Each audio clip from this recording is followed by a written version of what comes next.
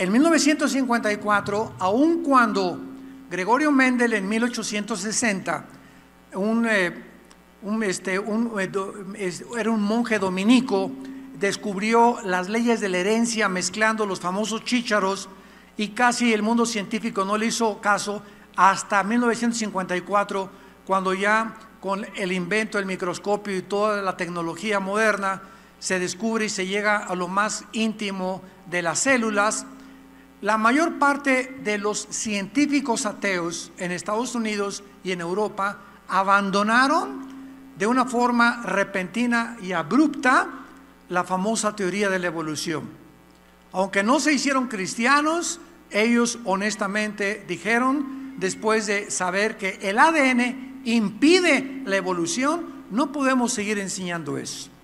Entonces es increíble, ¿verdad?, cómo la ciencia o la pseudociencia ha ido siendo transformada, demostrando que las verdades que parecían que eran verdades hace un siglo, 2 siglos, con el avance del tiempo, la misma ciencia descubren que eran teorías, especulaciones, hipótesis, filosofías, nada más.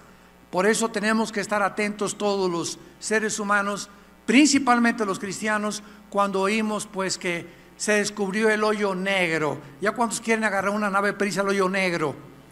Entonces, cuando no sabemos lo que se encuentra detrás de lo que la ciencia, ya se descubrió agua en la luna o agua en Marte, ya ve, hay agua en Marte, pues no, es que no era agua, pasan 3 o 4 meses, no era agua, nos equivocamos, era esto, era un reflejo, lo que sea. Y así pasa casi siempre en el mundo científico, cuando se adelantan a proclamar supuestos descubrimientos que no han sido probados, porque para que sea científico, ¿qué tiene que ser? Tiene que ser probado, primero tiene que ser observado. Los científicos observan, entonces después tienen que probar y después tienen que demostrar que eso que ellos están observando es viable para que pueda ser caracterizado como una ley, como algo científico.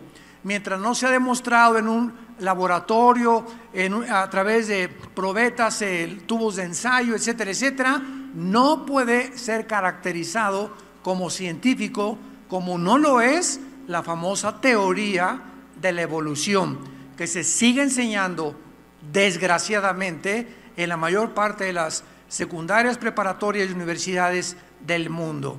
Muy bien, terminamos con el séptimo día, capítulo 2 del Génesis, del 1 al 3. Y dice así: este es el último día que la Biblia nos relata acerca de la creación de Dios. Fueron pues acabados los cielos y la tierra, y todo el ejército de ellos. Y acabó Dios en el día séptimo la obra que hizo, y reposó. Esta palabra es Shabbat, que los judíos después la usaron como nombre, aquí está como verbo. Vamos a ver la diferencia. Reposó Dios el día séptimo de toda la obra que hizo. Y bendijo Dios al día séptimo y lo santificó, porque en él reposó de toda la obra que había hecho en la creación. La palabra hebrea que aquí se usa, y vamos a profundizar en esto en esta última conferencia, para reposar es Shabbat, que significa literalmente completar o cesar de trabajar.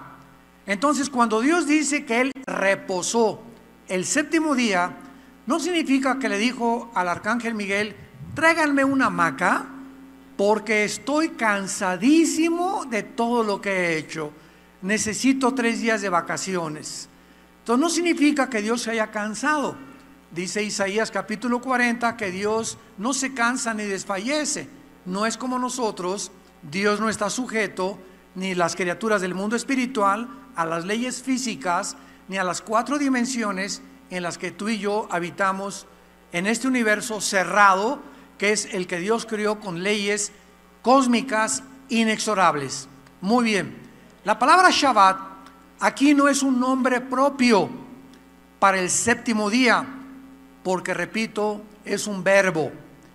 No se usó como nombre propio para el séptimo día hasta el libro del Éxodo. ¿Qué significa esto? Porque fue hasta el Éxodo que Dios ordenó el Shabbat o el séptimo día a Israel para que después de 6 días ellos trabajaran. Esto es asombroso porque independientemente de la interpretación teológica, es increíble que el calendario está actualizado y ordenado en semanas de 7 días y solo existe una razón. Dios mismo estableció que el ser humano después de 6 días necesita detenerse. No son 8 días, ni a los 5 días, ni a los 4 días. Entonces, lo que Dios le ordena a Israel, lo vamos a ver espiritualmente, como Cristo lo cumple. Y cuando el cristiano entra al reposo de Dios, ya no es para descansar el sábado, sino que ahora hay gente que nos pregunta, siempre que voy a algún lugar, ¿y ustedes los cristianos por qué no guardan el sábado? Mi respuesta es, oye, te ganamos, nosotros guardamos el sábado, el domingo, el lunes, el martes, el miércoles, el jueves y el viernes. ¿Por qué? Porque lo que era una señal solamente para Israel, para nosotros es espiritual, porque cuando venimos a Cristo hemos descansado en Él. Jesús es nuestro Shabbat. Entonces, cuando vienes a Cristo, descansas de tus obras, descansas de tratar de hacer obras para agradar a Dios. Esta es la diferencia entre la justificación por la fe y los que buscan hacer algo, sacrificarse o cumplir con una religión para que Dios los acepte. Nosotros hemos aceptado en el amado, en lo que Jesús hizo en la cruz. Lo voy a explicar con más detalles más adelante. Muy bien, veamos pues entonces que aunque muchos enseñan el sábado fue ordenado desde la creación, aquí no hay ningún mandamiento para guardar el Shabbat, para guardar el sábado. El mandamiento fue dado hasta el libro del Éxodo, cuando en el monte Sinaí Dios le dio las leyes morales, civiles y ceremoniales a Moisés. Vamos a ver las bases de este sábado y basados en la creación. Y esto es muy importante. Número 1, los que quieran ir tomando nota. La base del sábado y la razón por la cual Dios descansa el día séptimo es para recordarle a Israel, el pueblo y la nación que él iba a formar después, cuando Dios hasta el capítulo 12 llama a Abraham, y de un hombre Dios le dice a Abraham, te voy a multiplicar, y las naciones a través de la historia van a ser bendecidas por ti. ¿Por qué? Porque a través de los judíos vino el Mesías, y a través de los judíos tenemos las Sagradas Escrituras. Entonces Dios escoge formar una nación, que es la nación de Israel, para que pudiéramos nosotros ser bendecidos todos con la Biblia y con la persona de Cristo. Y si Dios hubiera escogido a los mexicanos, los guatemaltecos hubieran dicho, ¿y por qué no a nosotros? Y si hubiera escogido a los italianos, los franceses hubieran dicho, ¿y por qué a los franceses? Y así es el ser humano. ¿Y por qué ha escogido a los judíos? Porque le dio la gana, porque Él es soberano. Y si hubiera escogido a los ingleses, ¿y por qué no los alemanes? La cuestión es que Dios, en su soberanía, escoge una nación y un punto geográfico en el mundo, donde los árabes son 250 millones, más todavía que los judíos. Ahorita son aproximadamente como 14 millones de judíos en todo el mundo, y la mitad de ellos viven en Israel. Casi 6 millones viven en Israel. Y vemos nosotros que el 65 y 70% de los premios Nobel los han ganado los judíos. Sigmund Freud, judío; Carlos Marx, judío; Albert Einstein, judío, y todo podemos hacer una lista interminable de los grandes inventores, de los grandes dramaturgos, de los grandes etcétera, etcétera, que Dios ha escogido un grupo geográfico precisamente para poder bendecir a los demás, no porque sean especiales, ni porque sean mejor que los árabes, ni que los palestinos, ni que los libaneses, porque ante Dios todos somos iguales. Dios no tiene acepción de personas. Entonces Dios escoge a Israel en primer lugar para mostrarles que Él es, así como completó la creación, así completará la historia de Israel y la historia de nosotros. En otras palabras, Dios escoge este día para recordar que Dios completa su obra de la misma manera que Él va a completar la historia de Israel y tu historia y mi historia. Vayamos a comprenderlo en Romanos capítulo 10, versículos del 1 al 5, porque existe una corriente dentro del cristianismo que se llama la teología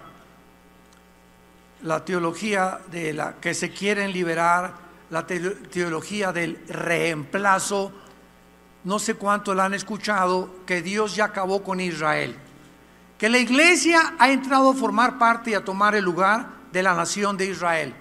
Pero la Biblia, los capítulos 9, 10 y 11 de Romanos, 3 capítulos dedicados única y exclusivamente para enseñarnos que aunque parece que Dios hizo a un lado a Israel, no ha acabado con ellos. Dice Romanos capítulo 11, digo pues, ¿ha desechado Dios a su pueblo? En ninguna manera. Porque también dice Pablo, yo soy israelita de la descendencia de Abraham, de la tribu de Benjamín. ¿No ha desechado Dios a su pueblo, al cual desde antes conoció? ¿No sabéis qué dice de Elías la Escritura? Cómo invoca a Dios contra Israel diciendo, Señor, a tus profetas han dado muerte, tus altares han sido derribados, y solo yo he quedado, y procuran matarme. Pero, ¿qué dice la divina respuesta? Me he reservado 7,000 hombres que no han doblado la rodilla delante de Baal. Así también, aún en este tiempo, ha quedado un remanente escogido por gracia. Dios usa, Pablo, el Antiguo Testamento para decir que Elías, ¿se acuerdan de la historia de Elías en 1 Reyes y 2 Reyes? Llegó un momento en el que él creía que era el único sobreviviente. Ya mataron a todos, Señor, sin darse cuenta que había 7,000 igual que él. ¿Y cuántos de nosotros muchas veces llegamos a pensar lo mismo, verdad? Ay, Señor, yo soy el único en la escuela que soy cristiano. Yo soy el único en mi familia yo soy el único en mi trabajo. Yo soy el único que... Y sabes una cosa, es que tú no sabes que no eres el único, ni yo tampoco. Hay muchas personas que Dios tiene en todos lados, que son el remanente y que permanecen fieles al Hijo de Dios. Entonces, esto es una prueba indubitable de que Dios no ha acabado con Israel. Versículo 11 y 12. Digo pues, ¿han tropezado los de Israel para que cayeran? En ninguna manera. Pero por su transgresión vino la salvación a los gentiles para provocarles a celos. Y si su transgresión es la riqueza del mundo y su defección la riqueza de los gentiles, ¿cuánto más su plena restauración? Y ya si seguimos leyendo Romanos 11, 25, 26, y cuando Jesucristo venga, todo Israel será salvado. Desde luego los que en ese momento creían en Cristo como el Mesías.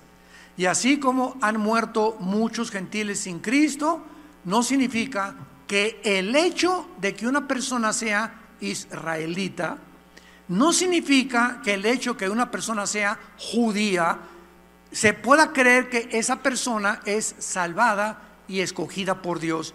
De ninguna manera. Lo explica el capítulo 2 de Romanos.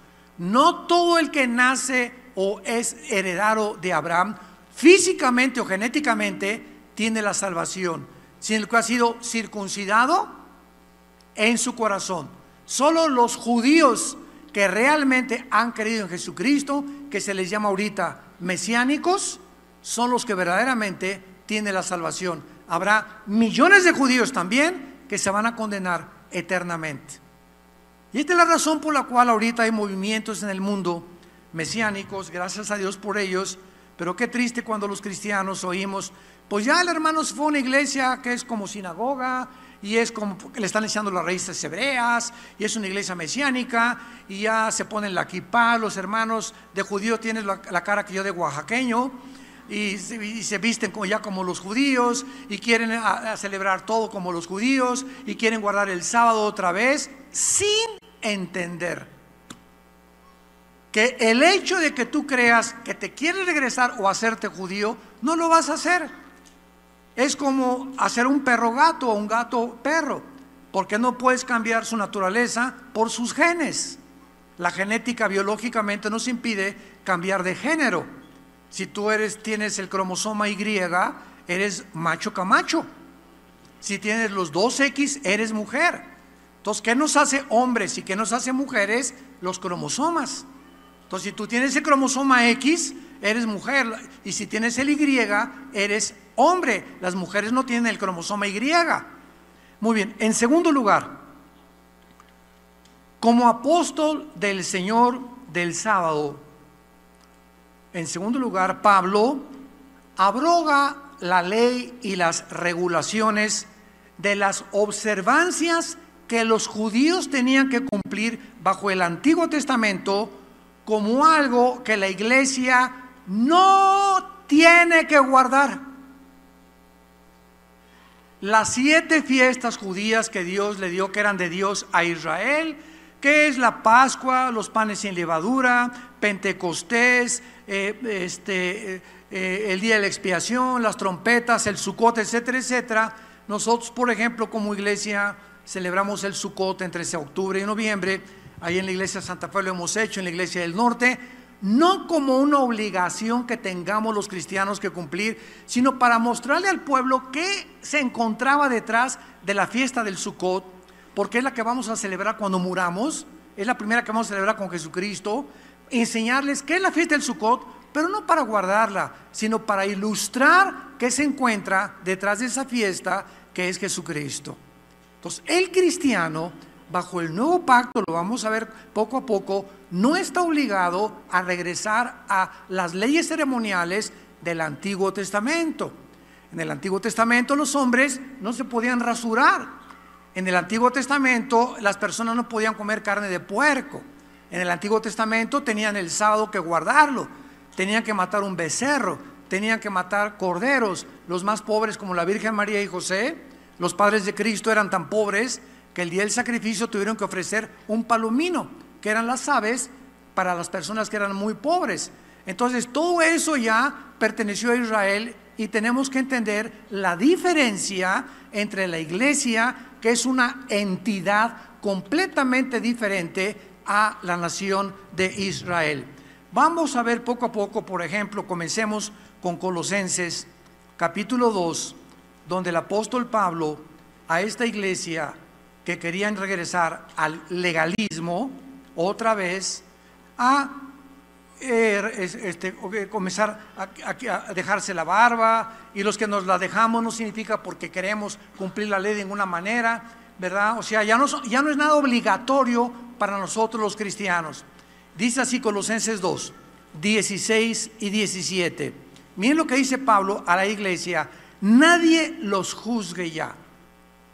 No permitas que nadie te juzgue. ¿En qué cosa? En lo que comes o en lo que bebes, más que en las manitas de puerco en vinagreta. No permitas que ya nadie te juzgue. Es que yo tomo una chela, hermano, una bohemia negra con la carne asada, y es una sola, y llegas tú a la carne asada, al día de campo, y vas al hermano con su cerveza y le dices: eres un borracho, te vas a ir al infierno.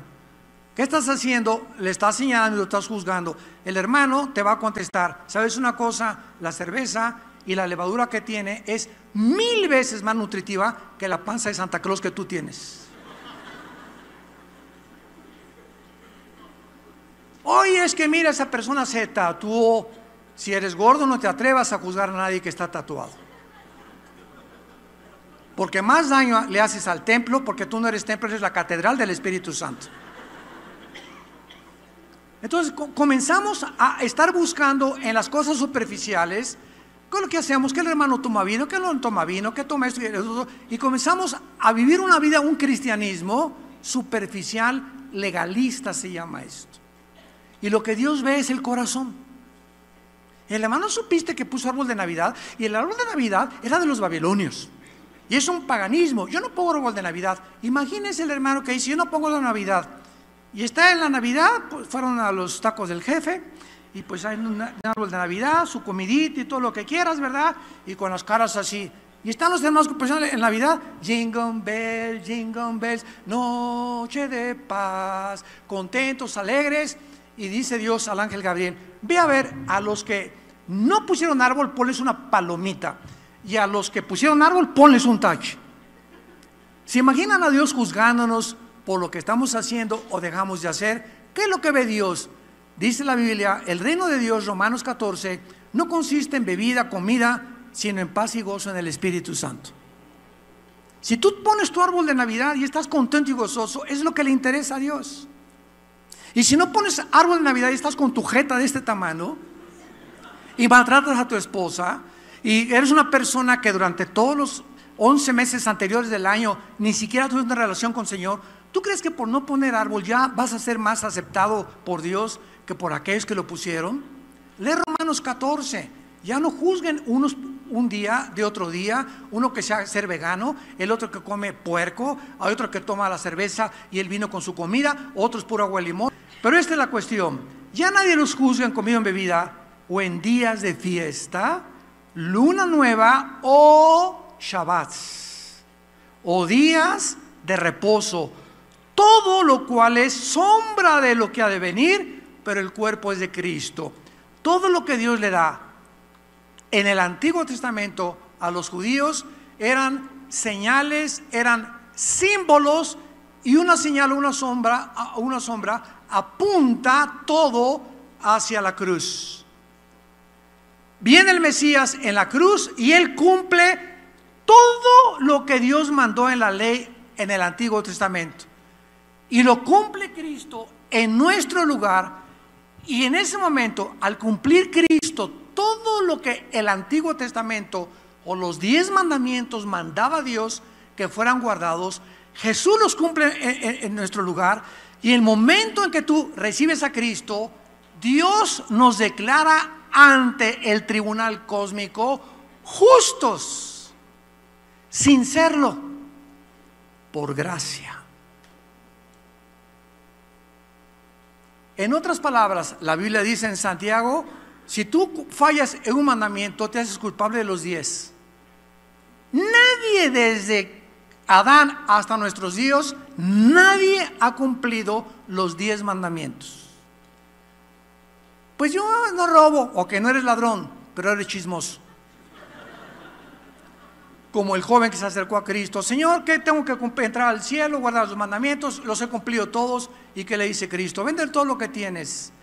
Y cuando supo eso, le tocó a Cristo la llaga. Era un avaro. Entonces, había un mandamiento que él no cumplía, que es amar a Dios con todo el corazón. Y en ese momento estamos descalificados. Entonces, para que me entiendan, los 10 mandamientos, síganme con mucho cuidado, eran como una barda, como de 5 metros. Fíjense esta ilustración. Entonces mi papá me dice, Armando, brinca esta barda. No puedo. Tengo que llegar el momento de decirle, papá, yo no puedo por mis propios medios alcanzar la barda y brincarla. Me dice mi papá, eso es lo que te quería enseñar. Ven para acá. Y mi papá se pone y me dice, sobre mis hombros, y ya con la ayuda de él alcanzo la barda. En otras palabras, la barda son los 10 mandamientos y nadie ha podido cumplirlos. La pregunta es, oye Dios, si tú sabías que nadie los iba a cumplir, ni podía alcanzar nadie esa altura, ¿para qué la pusiste tan alta? ¿Para qué no los diste? Para que reconocieran que separados de mí nada pueden hacer. Que cuando yo entre a tu vida, yo los voy a cumplir. Tú eres imposible que los cumplas por tu imperfección. Y yo en lugar de ti los cumplí en una cruz, cumplí toda la ley, y ahora nos es imputada lo que se llama la justificación por la fe. Romanos capítulo 3.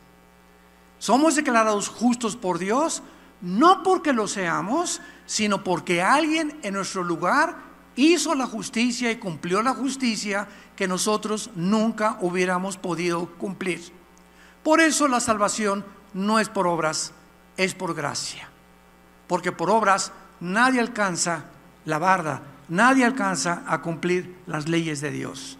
Él tiene que entrar a nuestra vida e imputarnos esa justicia que no es de nosotros. Otro ejemplo es en el Antiguo Testamento, cuando alguien pecaba, haz de cuenta que el pecado es una mancha en la camisa.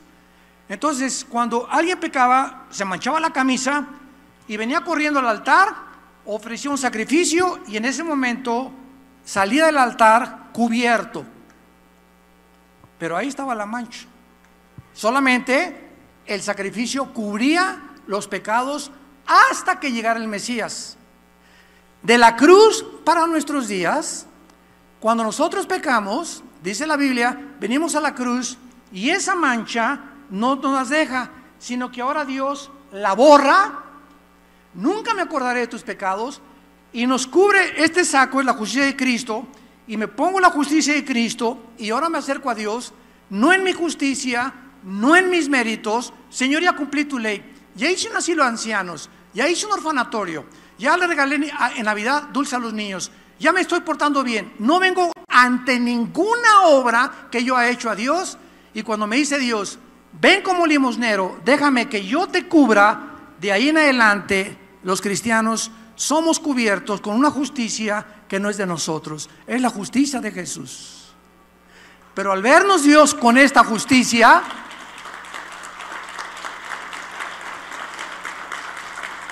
al ser yo cubierto con esta justicia, puedo acercarme a Dios.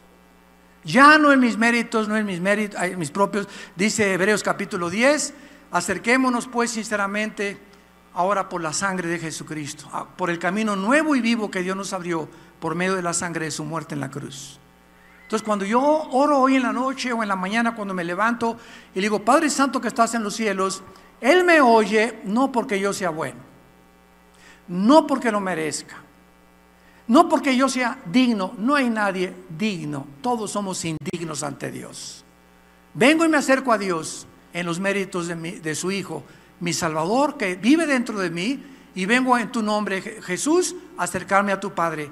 Acerquémonos al trono de la gracia, dice en Hebreos capítulo 10, ante el trono de la misericordia para alcanzar gracia y misericordia en el tiempo oportuno. ¿Por qué podemos acercarnos? Por causa del Hijo de Dios. Si tú eres presidente de la República y tu hijo está fuera de tu oficina, si dicen te busca Perico de los Palotes, ¿quién ni lo conozco? Tiene que se bañe, que se vaya por ahí, ¿verdad? Yo no, pero oiga, le habla a su hijo. El hecho que me digan a su hijo, abre la puerta y le doy entrada sin ninguna credencial, simplemente porque es mi hijo. Cuando nosotros venimos a tocarle la puerta a Dios a orar, Él sabe quiénes son sus hijos y quiénes no son sus hijos.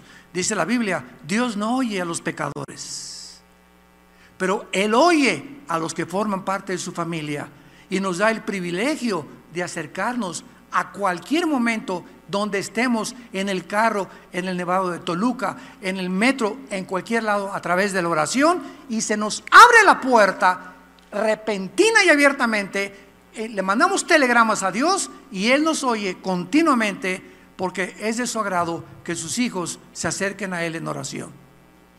¿Qué privilegio tan grande tenemos?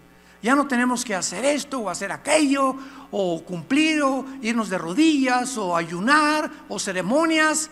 Todas estas cosas eran sombras del antiguo pacto que ya no nos pertenece a nosotros. En tercer lugar, el sábado o el Shabbat fue una señal para Israel que Dios apartó para una relación especial de un pacto con Él. En otras palabras, Dios le da el Shabbat a Israel, el sábado. Guarden el sábado, porque el sábado les va a recordar qué fue lo que yo hice. Vean ustedes Éxodo capítulo 31, versículo 17, donde aparece esta verdad. Éxodo 31, 17. Señal es para siempre entre mí y los hijos de Israel.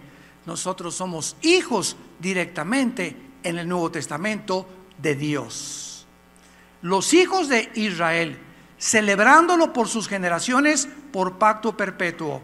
Señales siempre para mí, entre mí y los hijos de Israel, porque en 6 días Jehová hizo los cielos y la tierra, y en el 7º día se hizo y reposó. O sea, Israel, cada Shabbat, de cada 6 días, el 7º día, no hagas nada. No quiero que ni le aprietes el botón de un elevador, ni que partas leña, nada es nada. Lo vas a dedicar a recordar, a leer las Escrituras, la Torá, de lo que yo hice en la creación. Dios quería que perpetuamente los judíos recordaran que en 6 días hizo los cielos y el 7º descansó, por lo cual ellos el 7º día tenían que cesar, como hizo Dios, de trabajar, ya de no hacer nada, para dedicárselo completamente a Dios.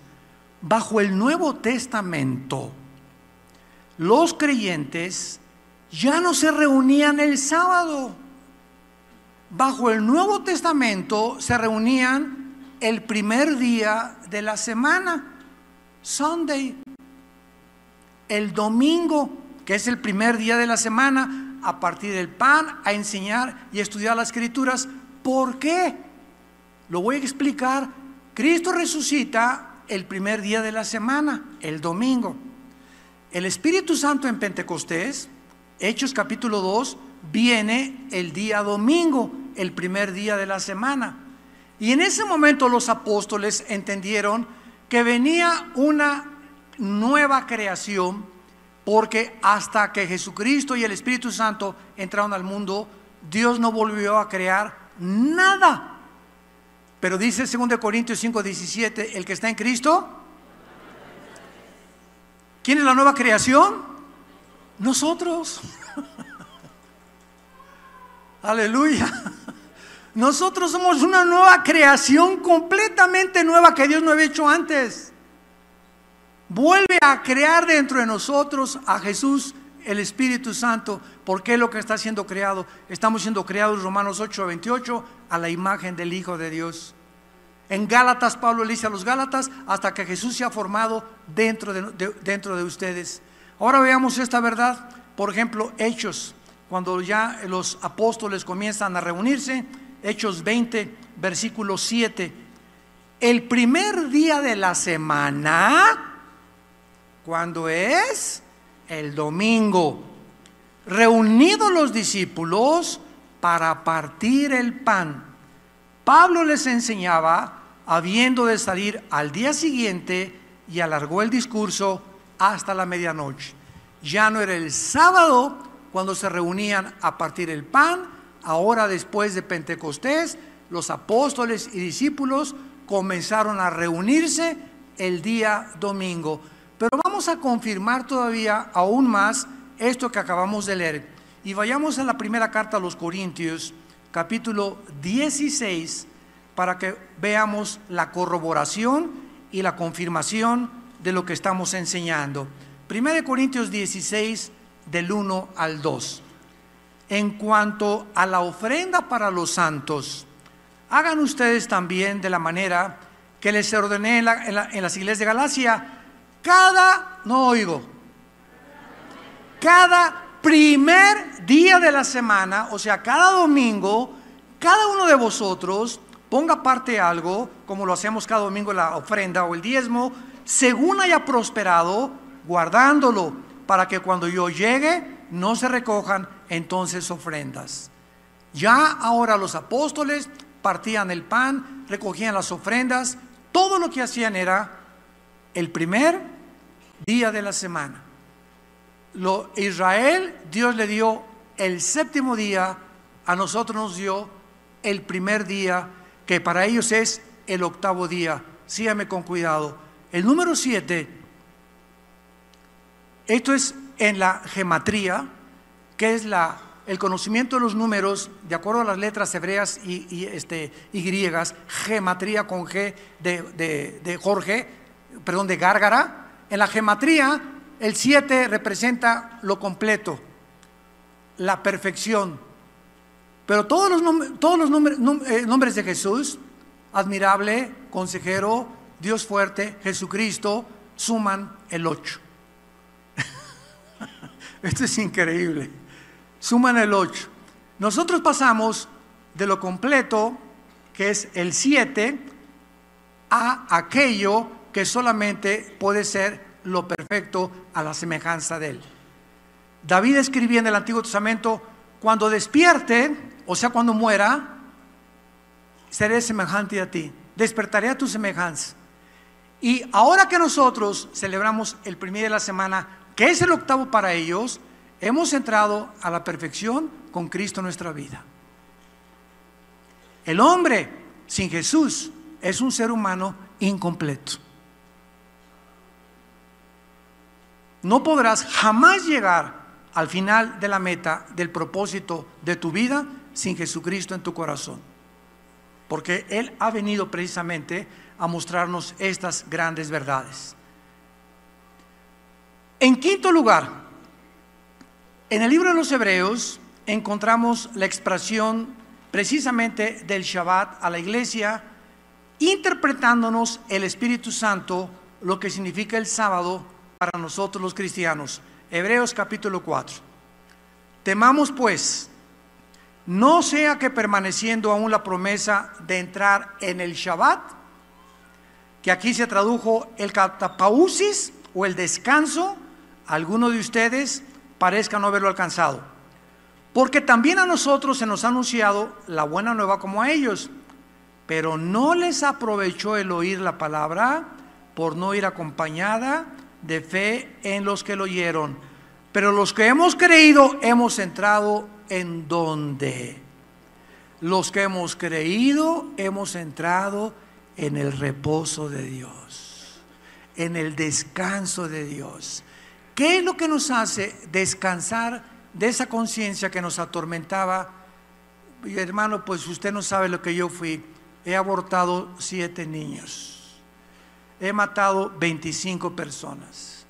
Me dicen que fui el borracho, parrandero, jugador de Metepec. Me decían la leona, hermano, de Peralvillo. Usted no sabe que yo fui el máximo capo de capos y el traficante más grande que existe en el mundo de drogas. ¿Usted cree? Esto que estoy diciéndoles a ustedes es el testimonio de quienes creen. Cuando fuimos a las prisiones, ahora ya no tengo tiempo de ir, pero tenemos un ministerio en México que va a Santa Marta Catitla, vamos al Moloya cuando nos permiten cada 2 o 3 meses, y en la cárcel de mujeres encontramos, al compartir estos mensajes, estos testimonios. ¿Usted cree, como me dijo un muchacho en 1987 en Santa Marta Catitla, que después de que prediqué se acercó conmigo llorando y me dice: pastor, yo soy una persona y le quiero confesarlo a usted, soy un asesino. Estoy aquí, me dijo, en la cárcel porque en el periférico, yendo hacia Ciudad Satélite, alguien se me atravesó y le di 2 balazos con mi 38, y por ese crimen estoy pagando 15 años en Santa Marta Catitla, pero yo debo antes de eso a 25 más. Antes de ese crimen, a los 14 años maté por primera vez a una persona. A los 15 yo era asesino a sueldo de un político en Veracruz. Y después me convertí en un asalariado, en un sicario, donde comencé a cobrar por cada persona y me pagaban de 30 a 50 mil pesos por cada persona que yo mataba. Y por esos 25 crímenes y porque yo estoy aquí, ¿usted cree que Cristo me pueda perdonar? ¿Saben qué le contesté? La sangre de Cristo nos limpia de toda maldad.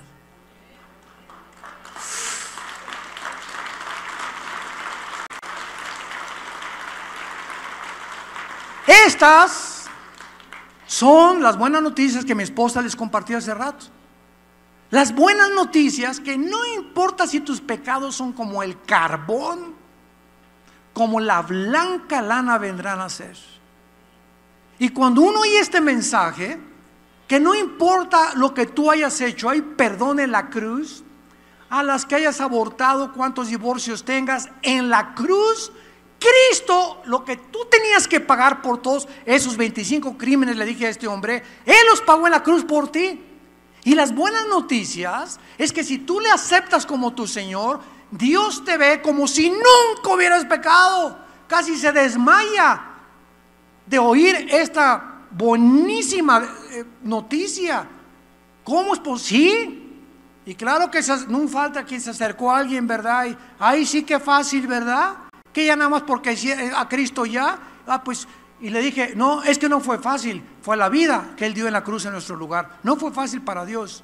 Y por eso se llama por gracia, porque no lo merecemos. Dios nos los da porque nos ama. Por medio de la fe somos salvos en Cristo Jesús. Y esto es maravilloso. Quiero darles una noticia, y muchos de ustedes se van a sorprender. No sé cuántos de ustedes son parientes del Chapo, o lo conocieron, o fue tu padrino. Este hombre, conocido como el más grande traficante de todos los tiempos en los últimos años, está finalmente en una cárcel de Chicago purgando una pena de pena perpetua. Su mamá, para los que no están informados, la mamá de él es cristiana, apostólica, hace más de 35 años. Y él hace muchos años le mandó construir una iglesia a su mamá. Y su mamá no ha dejado de orar todos los días por él. Ahora, muy bien, mientras él estuviera en la posición en la que está, era muy difícil que él recibiera a Cristo. Vean lo que hizo Dios, es un acto de misericordia. Pero ahora que él ya está en una celda de 4 por 3 metros, encerrado para toda su vida hasta que se muera, ahí en Estados Unidos hay una ley que todos los presos necesitan leer la Biblia. Y en Estados Unidos se les permite a los pastores cada semana ir con los presos, leerles la Biblia, y el único libro que les regalan a los de máxima seguridad es la Biblia nada más. Pues él la comenzó a leer y quiero comunicarles que aceptó a Cristo como su Señor y Salvador.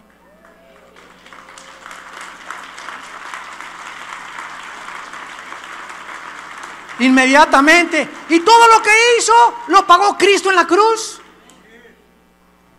Y todo lo que hiciste tú. ¿Alguien puede levantarse y decir que es mejor que otro? ¿Alguien es tan fariseo, tan farisea para decir, es que yo no sé cómo es, ni cómo esa prostituta? A eso vino Cristo, y eso fue por lo que lo persiguieron y lo crucificaron, por envidia. Y viene una prostituta y le comienza a lavar los pies los fariseos. Ay, sí, ¿verdad? Tú eres, te dices el Mesías y dejas que esos pecadores se acerquen a ti.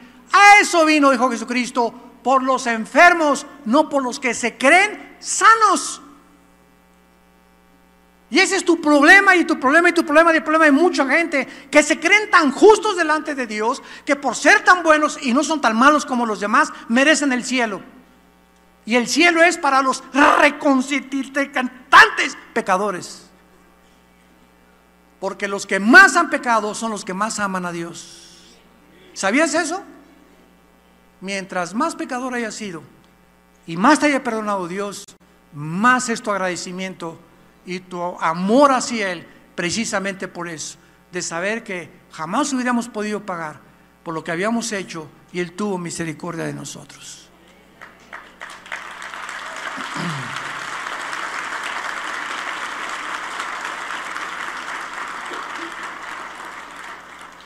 Y finalmente, Iglesia de Dios, damas y caballeros que nos visitan, la principal idea del día de reposo para los cristianos es triple para terminar. Número 1, tener un día de descanso después de 6 días para trabajar. La ciencia, los nutriólogos, los coaches de ejercicios están completamente de acuerdo que el ser humano que no hace ejercicio, que no descansa un día por lo menos a la semana, no va a llegar al rapto. Y si llegas al 6º piso, al 7º piso de tu vida, a los 60, al 70, vas a llegar, ¿o qué vas a llegar? Pero amargado, vas a con problemas de insuficiencia cardíaca, cardiovasculares, problemas de estrés, problemas de circulación. Vas a llegar como un vegetal que te tiene que cuidar, y ahí te vas a acordar por qué abandonaste a tu esposa cuando tú tenías 50 años. Y ahí es cuando nos damos cuenta cuánto necesitamos a una mujer a nuestro lado y cuánto ellas necesitan también a un hombre a su lado. Pero mientras tenemos los 40, los 50, por acá el quinto aire, ¿verdad? El sexto aire que les da a muchos, etcétera, etcétera. Y no, pues me voy con una muchachona más joven, etcétera, etcétera. Cuando veo a todas las muchachas más guapas que mi esposa, etcétera, etcétera. Nos arrepentimos algún día porque Dios nos está viendo y Él juzga de acuerdo a nuestras obras. Necesitamos descansar. El domingo no tienes, por favor, la laptop allá al Nevado de Toluca ni al Chapultepec. Juega con tu nieto, empújalo contra el triciclo a tu nieto. Ríete con tu nieto, disfruta, llévalo a comer helado. A tu esposa, te vas a Acapulco, es descanso, es el mar. Y ahí están muchos que me dicen: no, yo a mi esposo hasta el domingo, es que es tan inteligente y tan cumplido que hasta el domingo trabaja. Es un bruto, le contesto a la esposa. Qué triste que ni siquiera han entendido que necesitamos física y mentalmente este día. En segundo lugar, entrar al reposo de Dios es entrar al reposo de nuestras aflicciones y tribulaciones. Primera de Pedro 5:7, echando toda nuestra ansiedad sobre Él, porque Él tiene cuidado de nosotros. El cristiano es la persona. Yo llego a mi casa, ustedes no se imaginan, no tienen ni idea de lo que mi esposo y yo atravesamos cada semana. Tantas responsabilidades: misioneros, iglesias, pastores, familias de los pastores, hijos de los pastores, administración, choferes, secretarias, etcétera, misioneros, etcétera, etcétera. Y muchas veces llegamos, ¿verdad? Así, yo casi así me acuesto ahí junto a mi cama con mi cojín a orar y a echarle todas las ansiedades, todo lo que yo sé que no está en mis manos resolverlo porque no soy Dios, y descanso en eso. Padre, te lo digo todos los días: gracias a Dios que yo no soy tú. Y te dejo a ti todas mis cargas, mi hijo, el problema de toda iglesia. Tú, Señor, lo entrego. He hecho todo aquello, pero no me puedo acostar con ansiedad. ¿Por qué? Porque me hace mal, nos hace mal. No puedo levantarme como león jaló a las 12 de la noche. Échame un tequila. Pásame los Raleigh. O pásame un toque de mota. Buscar anestésicos para evadirnos de la realidad. No podemos vivir esa vida. Dios ha venido a darnos descanso. Vengan a mí todos ustedes, los que están trabajados y cargados. ¿Quién no está trabajado? ¿Quién no está cargado? Tantos problemas, el mundo, y que la guerra, que Venezuela, y que Putin, y que el petróleo, y que Estados Unidos, y que México, y que las ideologías. Estamos, como decía mi esposa hace unos momentos, rodeados de malas noticias. Y si tú tienes en tu mente todo esto, nos oprime, nos hace daño. Y tenemos que llegar todos los días a la cruz a dejar todo eso. Señor, tú encárgate de todo. Quiero amanecer como un angelito. Mañana a lo mejor ni amanecemos. Eso es lo que Dios quiere, que entremos a su reposo.